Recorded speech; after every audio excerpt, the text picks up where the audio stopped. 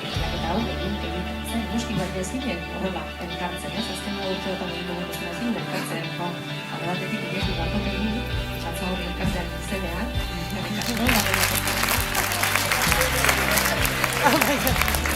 eta bezpaino batekin, Garbine Mendizabal, Gipuzkoako Foru Aldundiaren egingo gara, hain zuzen ere, publikoaren sariak ematuz. Horrekoenak eta ikastetxeak.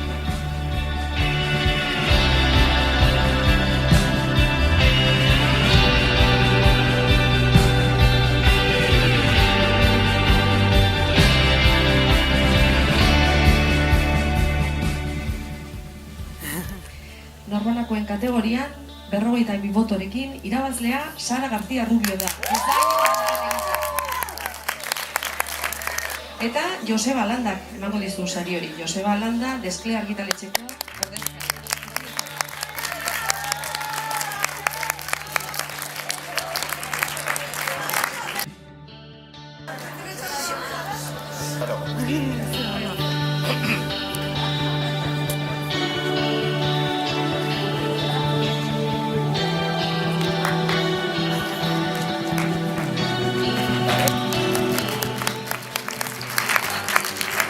ikastetxen kategorian bi sari eman ditu. Epaimahaiorrek DBH bat bi multzokoa bata eta 3-4 multzokoa bestea. Saria, bi kasuetan, 4 lagunentzako abentura txango bat izango da eta 200 euroko bono bat ikasgelarentzat. Horiek ere, liburu gehiago erosteko eta disko gehiago.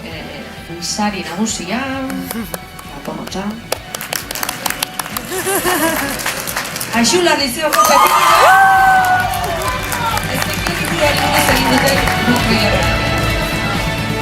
Hauxe, epaimahaiaren iritzia. Historioa ederki dago kontatuta. Musikaren erabilera oso egokia da. Pieza freskoa da. Ederki irudikatzen du institutuko bizitza. Eta estetikak pelikula amerikarrak dakarzki gogora.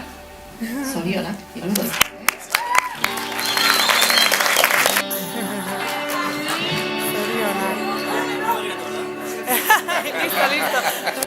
Nire ustez importanteena da imaginazioa izatea eta bideoaren kudeaketa ona izatea.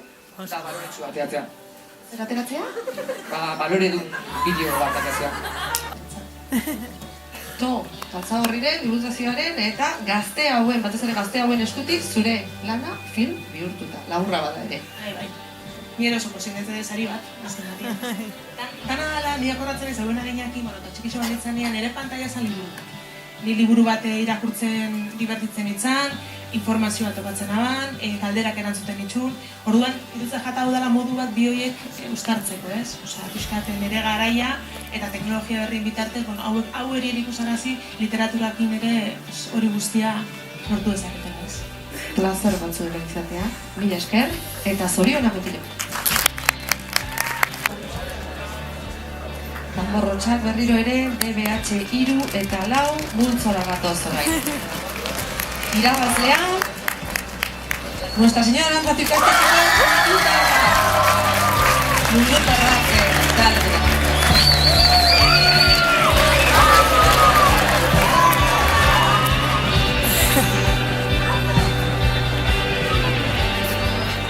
Honela dio, lanaren tonua, irudien kolorea eta tonalitateak book trailer osoan zehar mantentzen dira.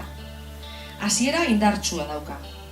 Ez du historia deskribatzen, baina mezu nagusia hor dago. Eta oso iradokitzailea da. Musikak asko laguntzen dio, amaieran bereziki. Arnasotsak oso esanguratsuak dira. Amaierako kredituak eta tipografia ere zaindu dituzte.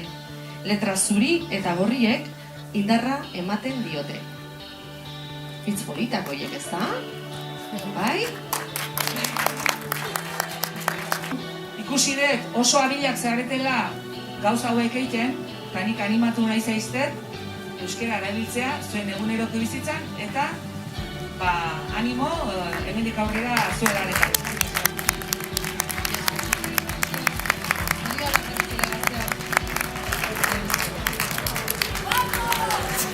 Orain, gonbidatu berezi bat, ekarri nahi dut nire ondora. Idoia Altuna.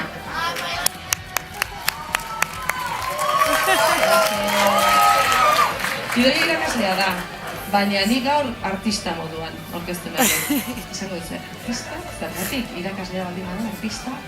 Tira ba, bere ikasleek eraman dute sari hau azken 3 urteotan. Horregatik, iruditzen zait, berea ere